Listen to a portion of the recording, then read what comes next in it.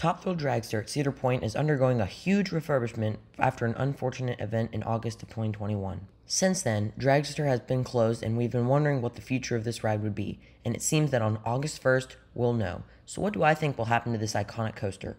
Well, for the manufacturer, the options are really just Intamin, the original manufacturer of Top Thrill Dragster, and Zamperla, the flat rides and kiddie coaster company. While it may seem ridiculous for this company to redo one of the tallest coasters in the world, there actually is a lot of sense in this. Yeah, even though Zamperla can technically do it, as they are already replacing another hydraulic launch with an LSM launch in Canada, that coaster is about 1/7 of the size of Top Thrill Dragster.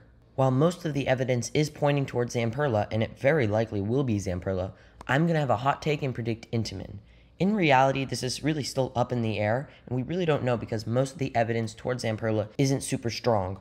The main reason why they are renovating Dragster is to make it more reliable, and if they go with Zamperla, chances are it won't be that much more reliable. It's very likely that they went with Zamperla because it was probably much cheaper than Intamin would have been.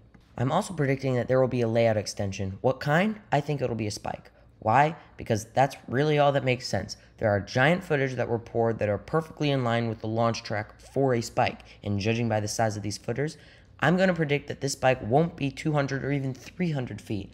I think Cedar Point will take back the height record from King to Ka and make it somewhere from 460 to 500 feet tall, which will continue Cedar Point's streak of being the first ones to break each 100-foot mark. It also looks like it'll be a twisted spike because how the footers are laid out.